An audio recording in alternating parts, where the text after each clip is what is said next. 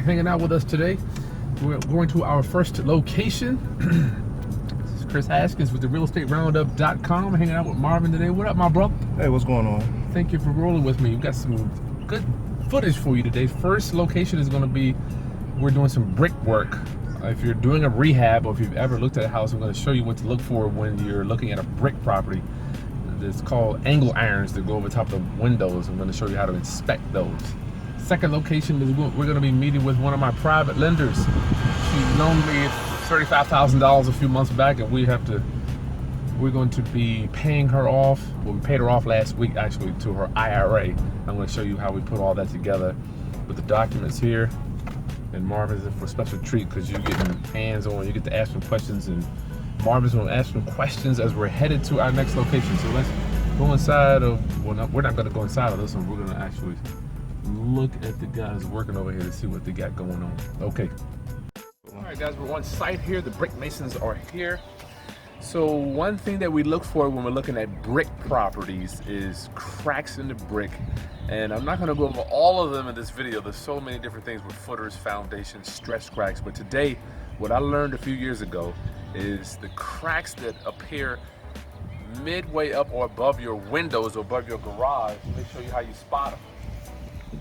See the window here, and whenever you have brick above a window or above an opening, you have something called an angle iron, or they used to be called lintels, either one. This piece of metal here holds the brick up.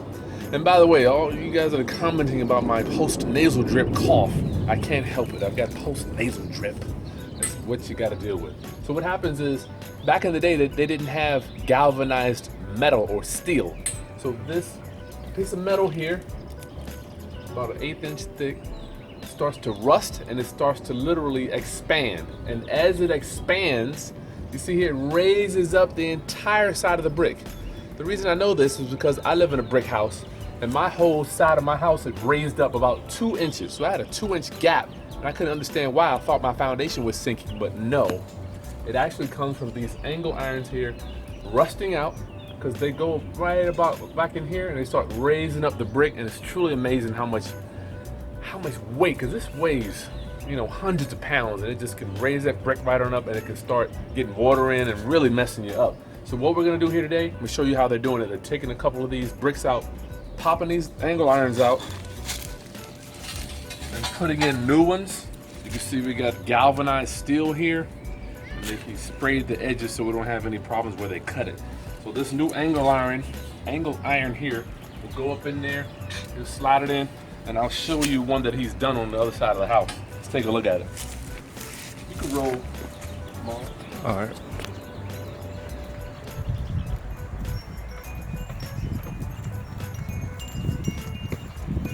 Frank, you want to tell us something on the video? What's that, man? You want to give us some knowledge on the video? I will, man. Let me All right. So we're going to actually let the brick mason break it down for us, but you can see there, those new galvanized angle irons have been installed. Can you see it back there? You stay over there, I'll fix it. Yeah, I can Let's see it. Can you see it? Yeah. Okay, so see on the side there where the brick started to open up, what Frankie will do is fill those mortar cracks in. If you look over there on that side, the crack went all the way up to the gable. So if you see, point it out for you. Right here, it starts to crack, and it'll go all the way up. And your brick will be looking real ugly. So what they'll do is Frankie will fill in all those little gaps there and make it look real sexy. And he has a magic wand. I don't know how he does it. You see what he started this one over here.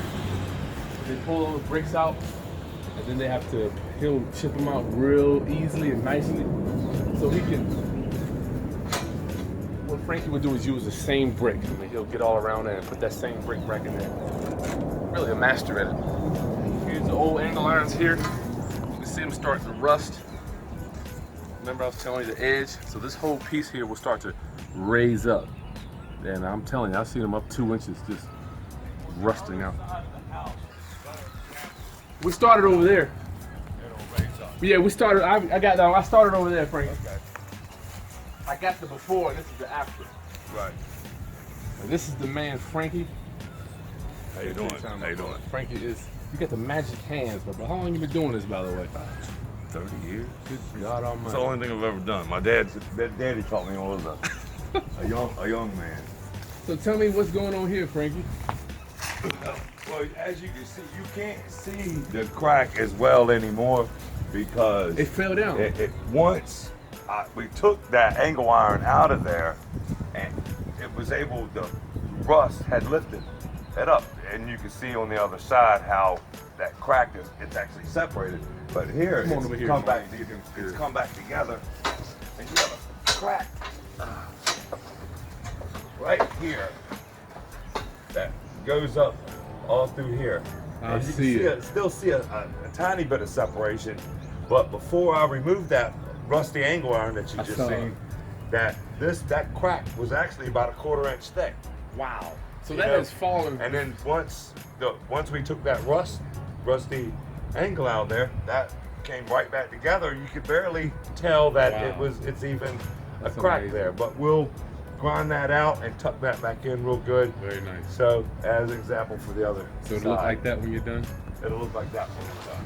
So he'll put that mortar in there. And once that dries and a little bit of time goes by, it will blend in and you'll barely be able to tell. Yeah, I know. Once he Barely does it, you tell. won't even be able to see it. All right, so when you're looking at, let's take a look at this house here. This is what an example of what I don't want you to do. See this? Frankie, this is what I didn't want to happen. See Right. what people would do when you tell them. You were so That's with just a the patch job. That's somebody that came up and put some caulk in there. It's Yep. a temporary fix. It's temporary only gonna fix. get worse. How long will that last, you think, Frankie? I can already see here. A where year. it's going up. Right. And like I said, it's very temporary. So that's the cheap way to do it. This Right. is the cheap way where they just scrape it out and put some caulk in there. I Right. don't recommend doing that. Right. You know, Frankie can. No, it's only gonna get you'll be doing that same job every year until you are forced to do this. The whole thing. Okay. Right. So, when you're going to do a rehab, you see this stuff here. Don't be cheap. Just take the angle irons out, put new ones in. I'm smelling dog poo. Is that just me? Okay, let's head on to our next location. So one thing I just remembered was when you're chipping out those bricks, it's challenging to find a brick. It can be expensive because sometimes it's challenging to find a brick to match up. So when Frankie takes them out or your mason takes them out, make sure that they chip around those bricks very delicately. And sometimes you can't do anything to save a brick. When you touch it, it just crumbles. So be very careful. That could cost you a couple $1,000 in angle irons around the property. Okay. All right, so we're rolling still. Marvin has some excellent questions that I wanted to make sure were on tape. And we're on the way to meet one of my private lenders. I'm going to cover that in a few seconds. But Marvin, what were you saying about new lenders? Basically, I wanted to know what she require from new lenders to lend money. Like if you don't have any properties or anything in your portfolio. Like I'm sorry, you mean new borrowers? Yeah, new borrowers. So you're saying Like if you have nothing under your belt. Zero. Yeah, nothing. good God Almighty. What would she need? Well, that's a good question. We can ask her that, but I'm gonna read her brain a little bit and actually recommend, brother Marvin, private lenders are relationships that you have personally. So someone were to approach Miss P, let's call her Miss P, I don't want to put her name out there. Someone were to approach Miss P, she's not going to necessarily be open to just lending money to any investor. This is a relationship that I've cultivated over the last 6 years. This lady has seen me come and go, do deals, dealing with hundreds of thousands of dollars, you know, and she loans me. When you look at the big picture, she loans me a small amount when it comes to 3 or 4 houses. You know, every house is going to be 100 plus, right? So her $35,000, I'm happy to have it, but it's not going to make or break my operation. So for new investors, let's just say I recommend you guys not really using private lenders yet, because Miss P has no idea how this whole thing works. Nothing. All she knows is her IRA mails the title company a check. I go get the money and pay the contractors. When I sell the house, she gets a bigger check. That's all she knows. So she doesn't She didn't have the skill to evaluate a property with you, Marvin. So you have to be the expert. When you're dealing with private lenders, you got to be the expert. That's why I like people like you or newbies to use hard money, because they're going to be your second eyes opinion. You got me? So you can't mess it up. Oh, okay. So tell me what's going to happen. You go out there, screw up a deal. You got private money out there. What's going to happen then? If you mess up the deal, Yes, sir. What happens to the private lender's money? it's gone, right? It's gone. Yes, sir. Yes. So I'm just saying for that.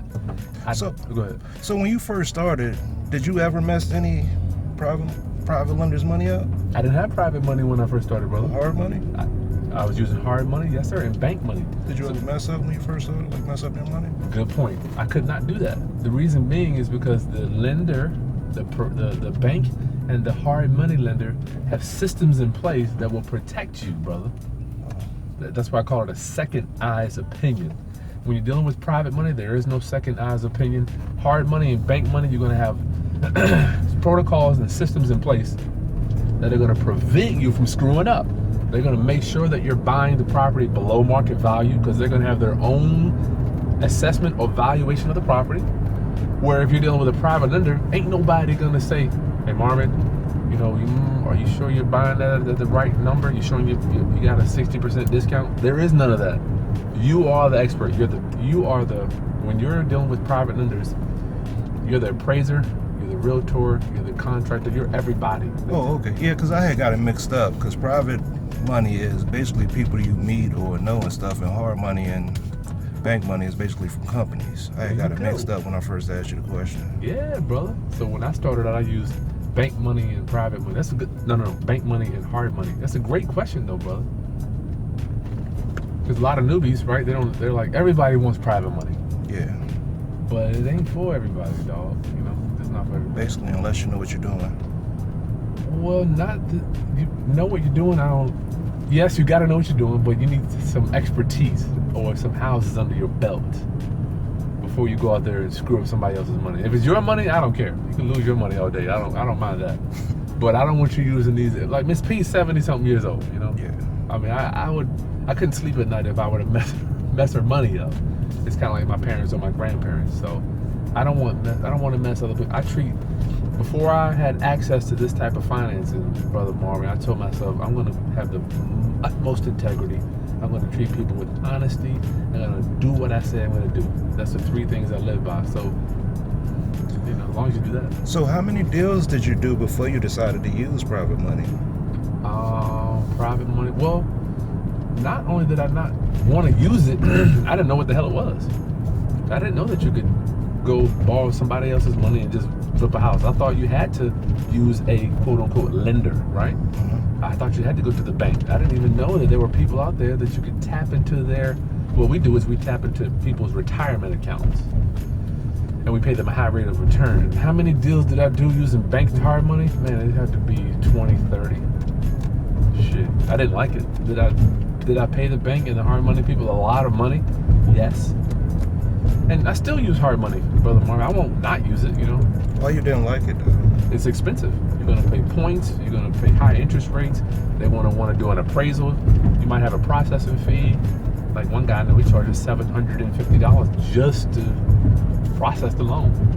Whereas with private lenders, all we do is they sign a piece of paper, they fund the money, it's over. You agree on the interest rate, and it's done. 8%. I'm paying Miss P 8.5%. She made $2,000 in a few months. Nowhere else in the world she's gonna make that. Go ahead. Also, with the hard money, it's also like a fee for the application, correct? Like, show our viewers our view here. This is, guys, you got to take a look at the Hampton Roads Bridge Tunnel. This gorgeous view. We'll give you another one as we come out of the bridge tunnel. What was that question again, Marvin? I was saying, for a hard money loan, it's basically an application fee for about $1,000 or something like that. Okay, application fee for hard money loans. Here, I just wanted to pause the video. You didn't see it, but I clipped it. So we're coming out of the Hampton Roads Bridge Tunnel. Look at our view here today. It's just a beautiful day today, guys. Unbelievable. It's a Norfolk military base over there. So Marvin was asking about application fees. Yes. Hard money. Yes. You're gonna have high fees. You might have a $250. I know one guy, he won't even look at the house. And even when I'm looking at a deal, if somebody wants me to bring some money in, I charge $99 just to look at the house. Why? Because I don't want to deal with anybody that can't sacrifice $99. I don't want to do business with you. Same thing. I learned that from another one of my lenders. He charges $250 for him to even think about your deal. So you got to write him a check and then you can turn it in. But yes, high application fees is something that comes along with hard money.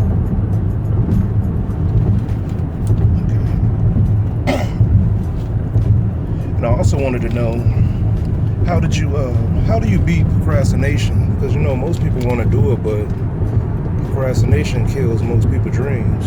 Like, what did you do to beat procrastination? Good question, my brother. I think one of the best ways to beat procrastination is to fail. I was lucky to be fired. I think I've been fired from about 7 jobs, but I got fired at a young guy. So I think people. What do you think, Marvin? You think people scared to fail? Is that why they don't get in there?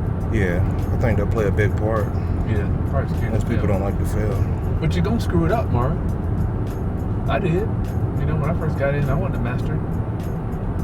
I might have done some deals and like made $1,000, $2,000, but I didn't lose money. But I think get in the business and be prepared to fail. That's how you beat procrastinate. Don't be scared to fail. You know what I mean? At the end of the day, I was thinking yesterday about it.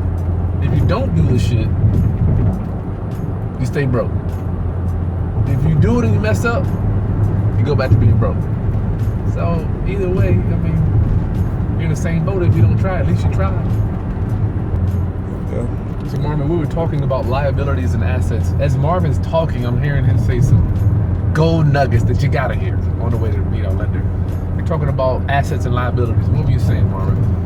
I was basically saying I spent a lot of money just buying liabilities instead of acquiring assets. I didn't find out that later until I started like reading books and stuff like that. Okay. But I basically wasted a lot of money on buying stuff that don't make me money. Oh my goodness, Marvin, you got me. I'm shivering over here, bro. I'm shivering.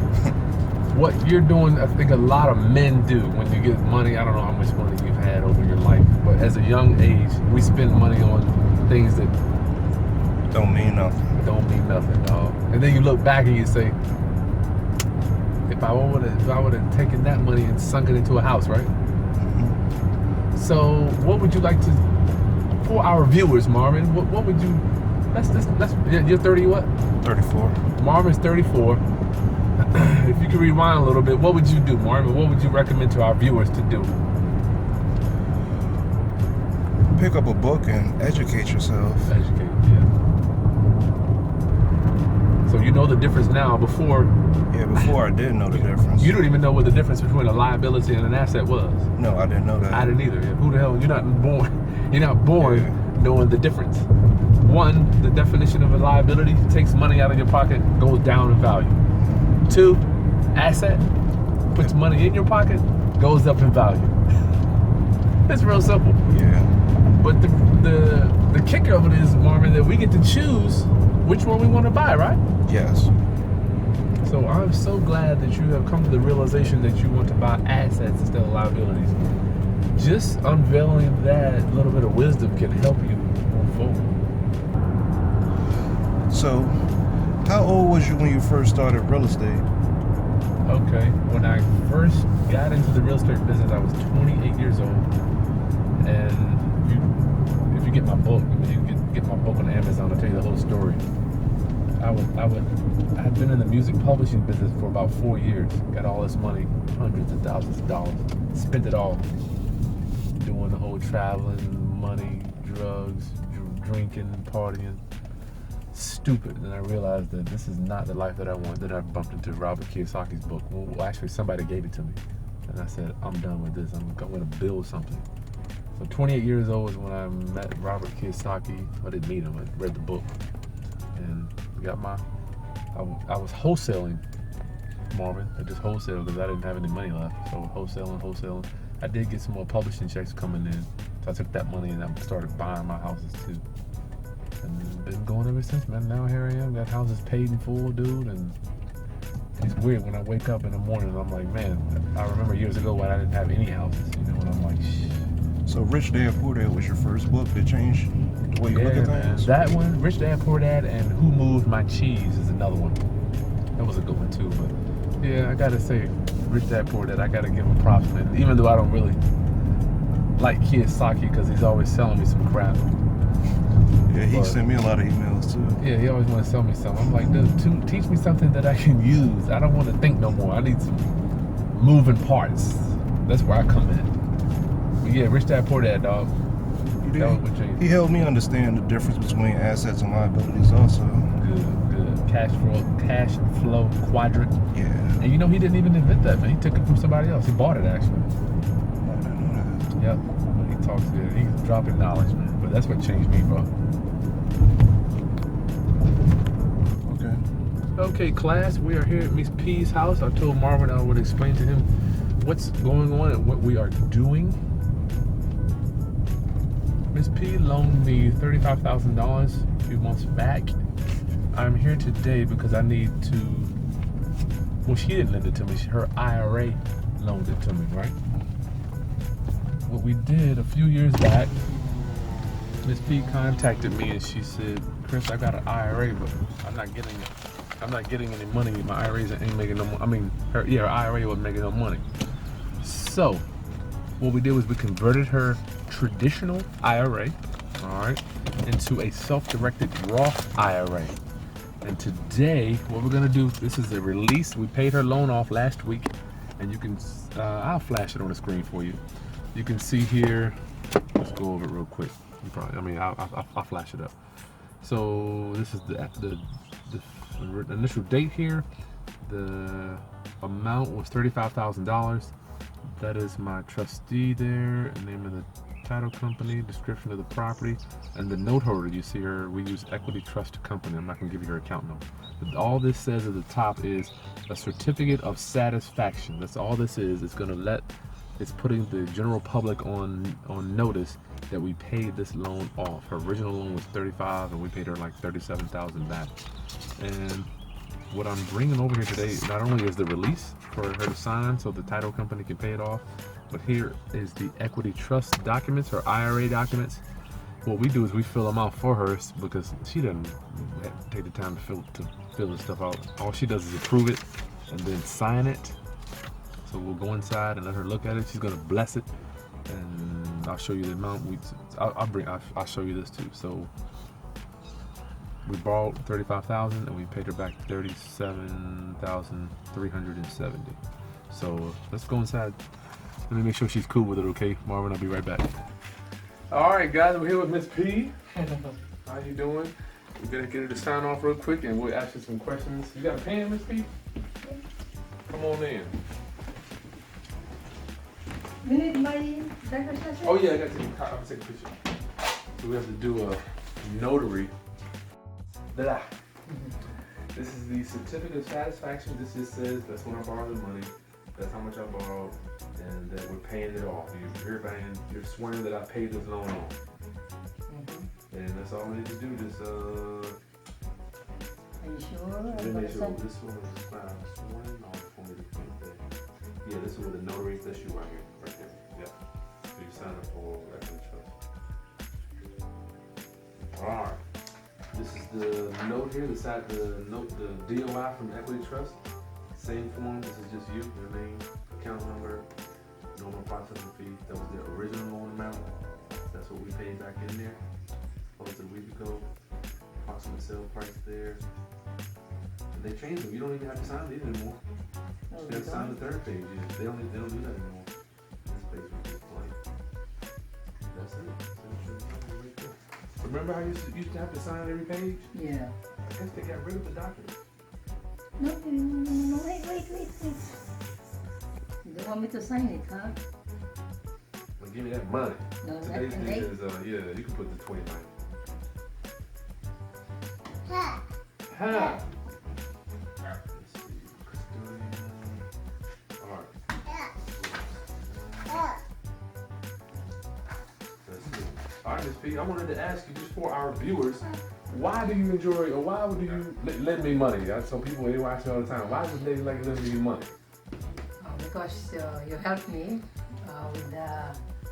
with the dividend to grow my money in the equity trust. Yeah, sounds good. Okay. Any problems? Anything that you would like our viewers to know about how we do business at all? So now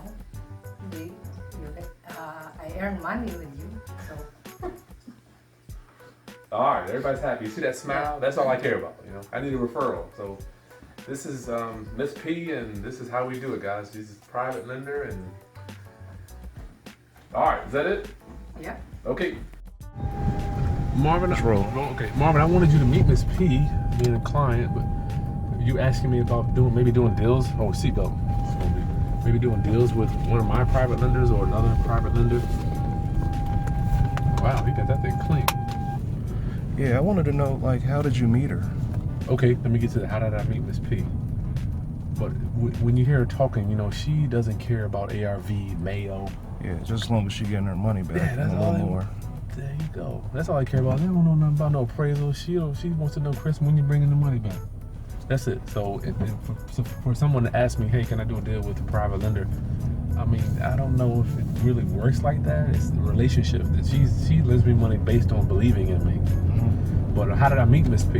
You know what? I met her son at a local real estate group meeting one day, Marvin, and then he was like, you know what, Chris, I want to introduce you to my mother. And I came over there, met her, and I remember her first loan back in 2010. She loaned me $10,000. I'm sure she was probably scared to death, but she didn't really know me that well. But I took that $10,000, I turned that into 12, and flipped that a few times.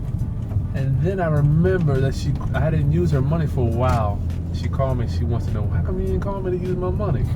That's when the switch came in my head, and I understood the fact that there's more money, there are more lenders than there are borrowers. Let me repeat that. There are more people that want to lend money than there are people that need to borrow it. I'm not gonna get into that, but that is the truth, it's a fact. So then she was lending me 10, 12, 13. Then one day she said, you know what, I got 35. So we took that 35 and flipping that around for her too. So maybe she'll have more next time, who knows. But meeting lenders is, you gotta just be talking to people. Hey, you know anybody that's interested in, got some capital, wanna get a high rate of return? Then shut up, Marvin, see what they say. I mean, I know you got to know some people, dog. Don't wanna talk about that? No, I don't think I know no people yet. Well, how many people have you ever asked? People say I don't know anybody. I hear that all the time.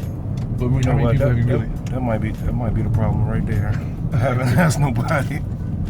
Have you really asked anybody? Have you No, sat down and I haven't. said, hey man, Yeah, that's the problem right there there. you go. So just starting off, how did you learn how to negotiate? Gotcha. Excellent question, my brother. So, I wasn't born like this, brother Marvin. A master, I would say. We're on the way to the site, and Marvin got some good data, some good content for you. I wasn't born a master negotiator, but I will say I have written a book, the Real Estate Negotiating Bible, will help you become a master. But building rapport. The main thing I want to stress to you, I only got you for a few minutes. Building rapport, 4 steps. And I didn't learn this overnight. I learned this over time, reading a bunch of books and going to seminars about negotiating. First thing, whenever you meet somebody, where are you from? I can get a good 15 minutes out of you from where you're from. If you're from a big city, I can relate whatever current event that happened there, or a baseball team, or a football, a major league team. If you're not from a big city, I try to think of a current event that I heard in the news that's close to you. 2, what do you do? Occupation. What do you do for a living? Are you a carpenter? Are you a car maker? Are you a shoe salesman? Are you a painter, my brother? A contractor? I can talk to. I can get at least 10 more minutes out of you from what do you do for a living? How is that? How has it treated you over the years? 3rd thing, family. Do you have kids? Do you live in the same city as your parents? When was the last time you had dinner with your parents? Do you have a good bond with your parents? For me, I'm not really close to my dad, so I can relate to other people. I can say, hey, I never had that relationship with my dad. I can segue into that and pull some more information out of you just to kind of get to know you and build rapport. 4th thing is, what are your interests? What do you like to do? What are your hobbies? Like Biggie said, what are your what your interests are. So that's gonna get you talking about what do you like to do, and then I can relate to it. Only thing I can't relate to is sports, other than baseball. I enjoy Major League Baseball or minor league, but I want to get people talking. Why do I want people talking? First, this is a people business. You ain't gonna make no money in real estate if you can't talk to people. Second, people do business with other people that they know, like, and trust, period. If they don't like you, they're not gonna do business with you. If they don't know you, they can't do a deal with you. If they don't trust you, they're not gonna do a deal with you. If you're all quiet and shit and can't talk, or if you're one of these, I call them these 4-hour work week, what's the guy, Timothy Ferris people, where you can just talk to a computer all day, you ain't making no money in real estate. You gotta get out of that. You have to learn how to talk to people.